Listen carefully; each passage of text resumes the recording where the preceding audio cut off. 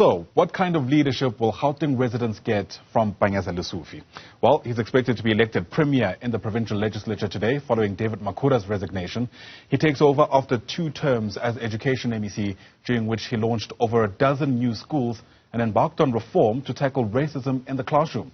Govan Whittles is part of our team at the legislature for us. He joins us now live. And Govan, there's great anticipation ahead of the sitting later on today. But I guess some of the questions to be asked is, what is the first order of business for Lesufi? Well, the first order of business for the Gauteng Premier would be to put together his new cabinet. There's much expectation around who he will be appointing to the MEC's positions, and the secretary of the ANC in Gauteng already saying that no one is entitled to an MEC position, and people shouldn't take offense if they're removed or moved to a different portfolio. That already has set the stage for possible controversial changes. But we'll get into those issues as the day progresses. I'd like to welcome you back to the Gauteng legislature. And with me this morning, we have 3 guests who are playing a significant role in Gauteng. All 3 of them are working with different sectors. And they'll be joining us to discuss what we can expect from the Gauteng Premier. My guests today are Mr. Bongani Mabuza. He's an entrepreneur working with a number of township businesses. Mr. Irfan Mangera, he's a youth activist. And Mr. Kanakana Mudzanani. He is the founding president of the South African Youth Economic Council. Mr. Mabuza, let's begin with you. And this question applies to all 3 of you, gentlemen. What can Panyaza Lesufi do as premier that David Makhura didn't do during his term? What kind of changes do you think he should bring? I think he should bring the same energy that he used in education to townships. We want to see him visible in township. We want to see more government services, more Gauteng government services in terms of entrepreneurship and business visible in townships. I mean, something as simple as the CIPC office in Katlehong, Thokoza or Fort Loras, those are non-existent there. So we want to see more of that, less red tape, more government procuring, from township entrepreneurs. Give us space, give us land to manufacture. We want entrepreneurship hubs. We want manufacturing hubs in townships. So we want to see him more in townships. We want to see the government in the townships doing work for entrepreneurs in the townships. That's certainly part of the Gauteng government strategy to develop what they call the township economy. Irfan, you agree with that, or you have something else that you'd like to see from the incoming Premier, Panyaza Lesufi?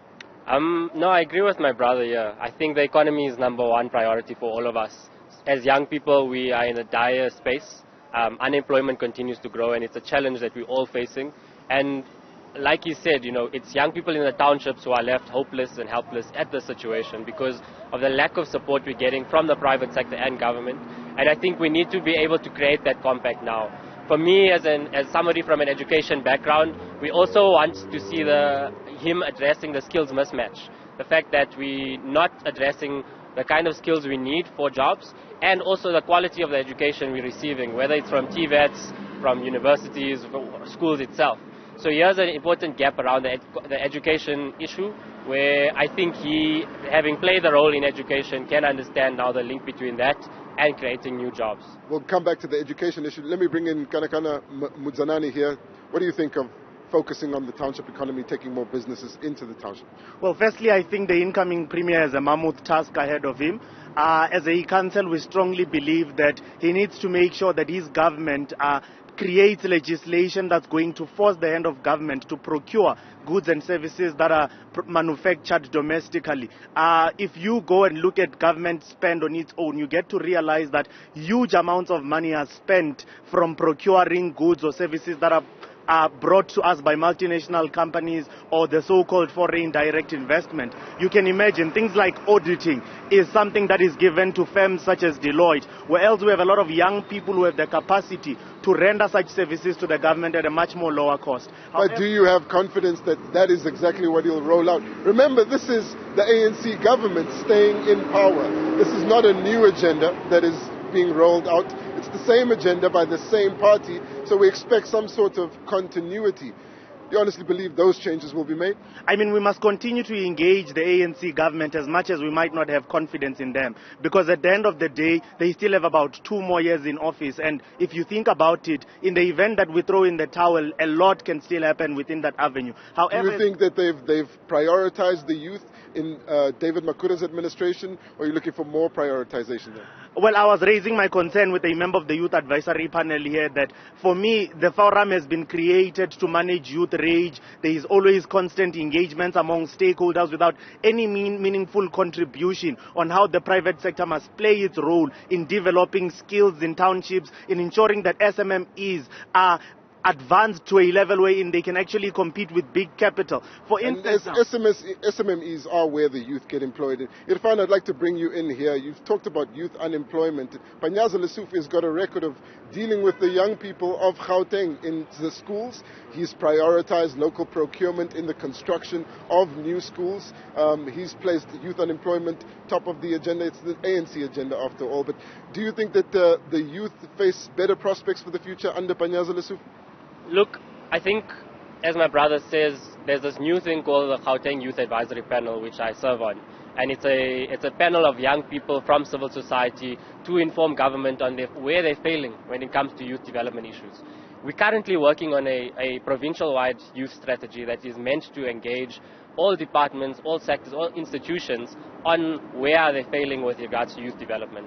And I think what we're currently doing is consultations with organizations and groups, which I think is going quite well. I mean, we've been given this mandate from the previous Premier and it will be carried on forward. And I think there's an important opportunity there. While I do think he has come from a background of education where he's dealt with young people, I think he needs to do more as far as youth engagement, because there's over 6 million youth in this province who are waiting for change, who are really in a position where we can't wait any longer. So they're trying to start their own businesses. Bongani, that's where you come in. You're helping a lot of them with those businesses. What more do you want to see from the Premier that they haven't rolled out already in that township economy strategy? No, look, we want to see less red tapes. You know, it's very difficult to start here. Even a spaza shop. There are regulations, zoning, there's this. So what we're saying is that help our people, hold them by the hand, help them with compliance issues, make sure that they comply, don't create unnecessary red tape, make sure that industries in townships are thriving because you have lessened the red tape. So what we want to see, them providing the land. The land for us is more important because we don't have spaces to do business in townships. We do business in our homes. We do businesses in our backyards, our garages. So we want special spaces. We want land where we can do business, where we can thrive. They keep saying there's no land, but when they want to build malls, there is land. So we want that land where we can run our businesses, where we can manufacture, where we can create industries, where we can do automotives away from our homes. If they say our homes are not fit for business, then they must give us the spaces to do business. Bongani, those are some of the promises made by David Makhura as Premier. Irfan, you want to come in there? Yeah, I just wanted to add that I think part of the township economic bill was around what capital kind of injections and funds can be put in place to support that. And I think that's something we need to keep a keen eye on, because as young people we must make sure we benefit from it. Because again, we also know corruption and accountability is a very, very big challenge that we're facing across all government and in the private sector. So here's a challenge for us as young people to keep the pressure for and against government, but to make sure that what they're promising is delivered to us on time. That is a government promise, of course, and you want to come in, but before you do, I'd like to ask this question. It's the same ANC agenda, but the question really is whether you have confidence in Panyaza Lesufi as Premier to roll out the plans or make the changes that you're calling for. You can come in with your points and answer that question. Well, I wanted to disagree with my brother. Yeah, I think for a very long time we've had engagements with the government. Now we need action. We need decisive action. We want the government government to start implementing the policies that are already there. We want the government to solve the energy crisis. Load shedding right now is a serious hindrance to small businesses that are operating in the townships. We must also dispel the notion of a township economy, because what it seeks to do is to paint a picture that SMMEs that are operating in townships are risky to invest in. We must dispel that notion, and we must create an environment where small businesses and startups in townships are going to be given the opportunity to compete with multinational corporations or foreign direct investment. What do you think of that, Bongani, dispelling the notion of a township economy because it seeks to paint them as risky? No, look, I think on the one hand, my brother is right. You know, an economy is an economy, business is business. We make millions of rents for many multinationals from the townships. So the notion that it's risky is, needs to be dispelled. But however, to focus the attention on the township economy or on townships, we need to know who we are talking about. Because if we paint a picture that we're talking about an economy that is broad, then maybe we may lose the plot. So the wording it township economy maybe will help us focus on townships, which are, previously marginalized communities. So let's bring business to townships. Let's have our business meetings, our lunches in townships. Let's stop meeting in suburbs, in Sentin, and so on. Let us bring the money to the townships. So let us create a focus on townships. But maybe on the one hand, it's creating a notion that it's risky. Banks don't want to invest. But they are investing in terms of bringing all these big brands into townships. They know where they are making their money. So let them respect us and start funding township enterprises. But they can't give you land. They can't give you land for malls simply because you classify yourselves a township economy. If you go to the PIC and the IDC as it stands,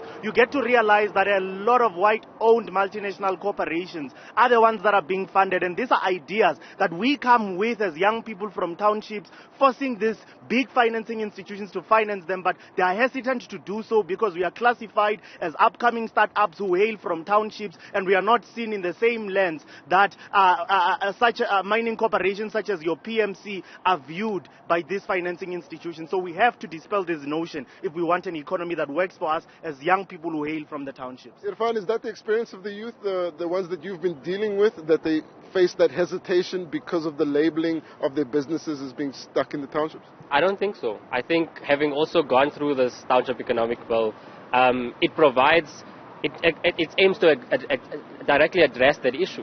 So that currently it already is a hindrance for township economic businesses, entrepreneurs, because there is a huge hesitation from investors to come into townships and invest in those small businesses because there is a risk there.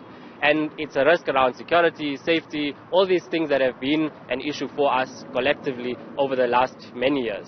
So I think that this is an opportunity for us to rectify that and make sure that investment does come so that we really reshape the way the market is. We're almost out of time, but let's get to the question of confidence. Do you have confidence in Panyaza Lesufi coming into this position to bring the change you want? Look, I don't think it's a case of confidence. I think he must just do what he needs to do. The plans have been put in place. Let him implement. We want action. Like my brother said, let him implement. We want execution of those plans. We want to see the township thriving going forward. Irfan? I think as a young person who also represents many other young people, will be working very slowly and monitoring very closely the delivery of this new administration. And we are hopeful that with the Youth Advisory Panel, we can make sure that the youth voice is front and center in his delivery. Lastly, Kanekana. We are going to work around the clock to ensure that the Premier executes that which he's supposed to execute. We want to see him implement the strategies and the plans that are already there. We want to see more legal and auditing firms in Soweto and in other townships. The township economy must not be classified as car washes and as spaza shops. We want government to come and spend huge chunks of money in services and in goods in the townships so that we can strengthen and build young people that are active participants in in this economy. All right, thank you so much, gentlemen. That's Kanakana Mudzanani, Mr. Irfan Mugwera, and Mr. Bongani Mabuza. Joining me here outside the Gauteng legislature, where the new premier will likely be elected, sworn in this afternoon. We don't foresee any hiccups in him ascending to the position, but there certainly are urgent topics on the minds of these gentlemen who represent a number of youth organizations and businesses in Gauteng. It's back to you. Captivating discussions there. Thanks very much indeed, Govan Whittles, part of our team outside the Gauteng legislature in Gauteng. We'll be back there again for you, by the way, within the course of the program.